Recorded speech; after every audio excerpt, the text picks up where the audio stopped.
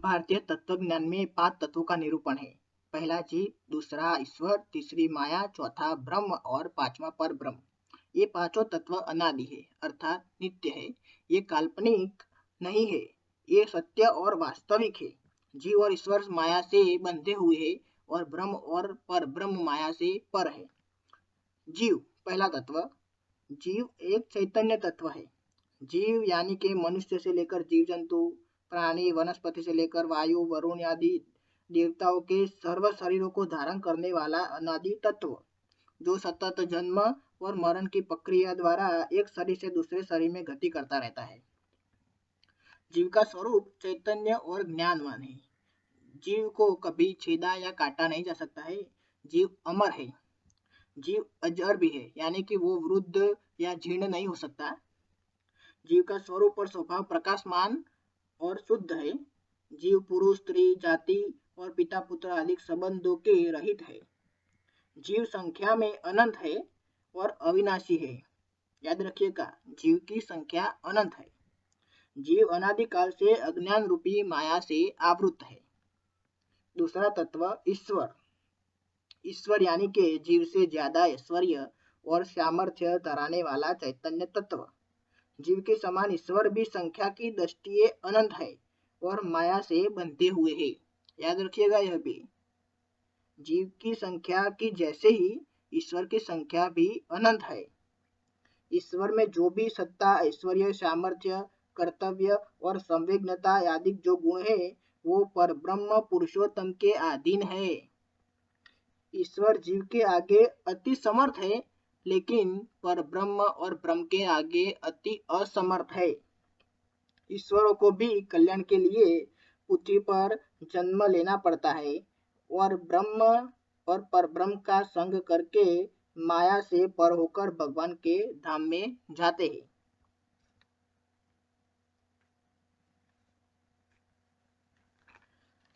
अनंत कोटि ब्रह्मांडों का संचालन करने वाले ब्रह्मा, विष्णु, महेश तथा अनिरुद्ध, प्रद्युम्न, संकर्षण, नर नारायण, लक्ष्मी नारायण, विराट पुरुष, प्रधान पुरुष इत्यादि ईश्वर है। और विराट पुरुष के कारण होते रामकृष्णादि अवतारों के चैतन्य भी ईश्वर है, लेकिन उन अवतारों में पर ब्रह्म का प्रवेश होता है, तभी उनका विराट पुरुष में से अवतार संभव है। इससे पता चलता है कि रामकृष्ण, मत्स्य आदि अवतारों में पर ब्रह्म का अंश था और पर ब्रह्म का अंश होता है उन अवतारों में, और पृथ्वी पर उनको जिस कार्य के लिए भेजा जाता है वो कार्य करके वो अंतर्ध्यान होकर अपने धाम में वापस चले जाते हैं।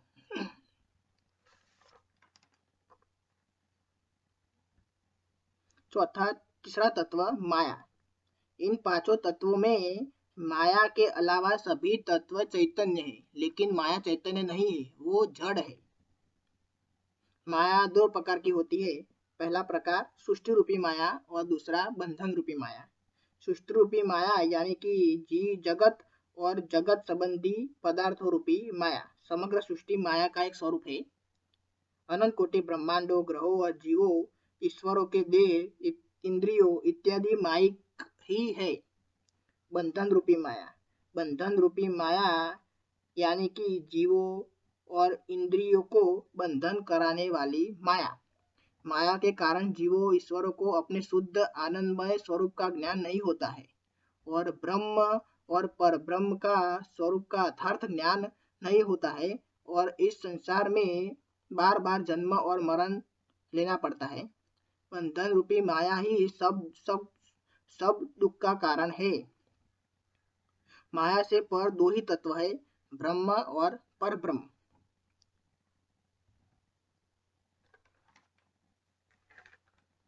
चौथा तत्व ब्रह्म, उसको अक्षर ब्रह्म से भी जाना जाता है।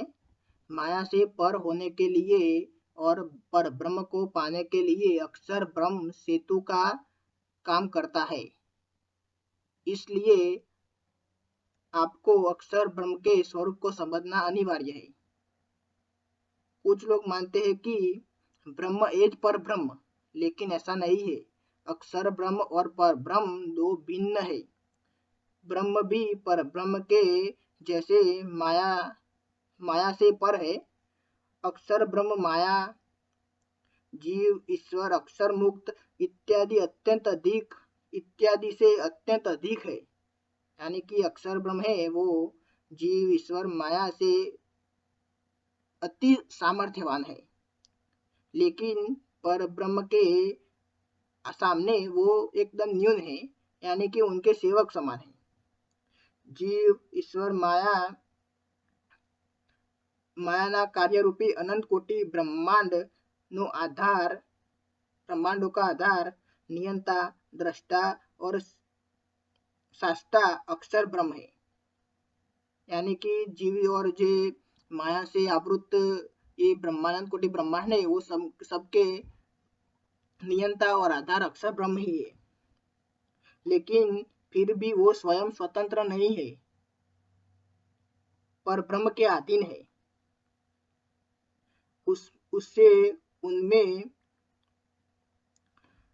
जो रहे हुए ऐश्वर्य सामर्थ्य शक्ति बल तेज और ज्ञानादिक अनंत गुण पर ब्रह्म के अधीन है। अक्षर ब्रह्म सिर्फ एक ही है, वो अनंत नहीं, अक्षर ब्रह्म एक ही है। और लास्ट तत्व पर ब्रह्म एक सर्वोपरि तत्व, पर ब्रह्म एक ही है। पर ब्रह्म और पर ब्रह्म एक ही है, अनंत नहीं है, याद रखना। पर ब्रह्म अर्थात भगवान एक है, अनेक नहीं है। याद रखना, मैंने पहले कहा था कि ईश्वर अनंत है। हाँ, ईश्वर अनंत है, लेकिन भगवान एक ही है। कुछ लोग मानते हैं कि इतने सारे भगवान हिंदुओं में होते हैं, लेकिन वो गलत है। भगवान तो एक ही है, ईश्वर अनंत है। वो बात हमने आगे कही थी। अनंत कोटि ब्रह्मांडों की उत्पत्ति स्थिति और प्रलय के कर्ता पर ब्रह्म है। पर ब्रह्म सर्व कर्ता हरता है। भगवान सर्व की क्रियाओं को और विचारों को देखते हैं और जानते भी हैं, और जीवों और ईश्वरों को उनके कर्म के अनुसार सुख दुख रूपी फल देते हैं। भगवान उनके धाम में रहते हुए सर्व के अंदर अपनी अंतर्यामी शक्ति से प्रवेश कर सकते हैं, करके रहते भी हैं। यानी कि हम सब में भगवान है और सर्व का नियमन करते हैं। कार कर्म और माया पर के यानी कार कर्म और माया पर भी पर ब्रह्म का भी नियम है। यानी कि कार कर्म और माया भी पर ब्रह्म के बिना कुछ नहीं कर सकती।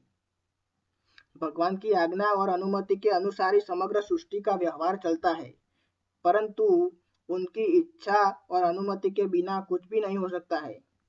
पर ब्रह्म सदा साकार है, याद रखना, पर ब्रह्म साकार है। कुछ लोग मानते हैं कि पर ब्रह्म निराकार है, लेकिन वो गलत है, वो हम किसी और दिन बताएंगे।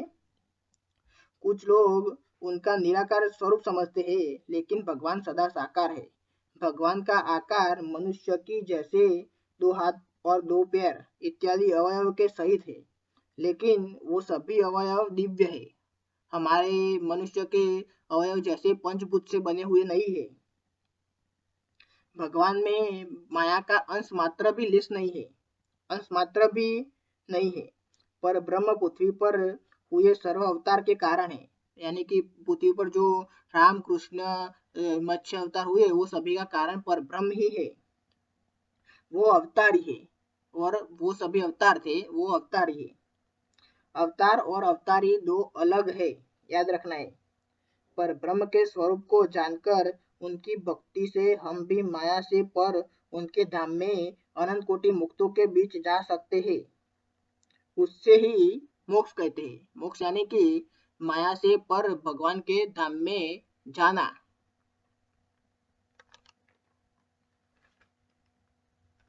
समग्र शास्त्रों में कहे अनुसार ये पांचों तत्व अनादि है। हिंदू धर्म को समझने के लिए ये पांचों तत्वों को समझना बेहद जरूरी है, याद रखना। लास्ट में मैं समझा दूं कि हम देवों, हम मनुष्य और दानव सभी लोग जीव में आते हैं। उसके बाद ईश्वर में यानी कि ब्रह्मा विष्णु महेश जो इस एक ब्रह्मांड का संचालन करते हैं। ऐसे तो अनंत कोटि ब्रह्मांड है, इसलिए अनंत कोटि ईश्वर भी है, वो सभी ईश्वर में आते हैं। उसके बाद माया, उसके बाद ब्रह्म।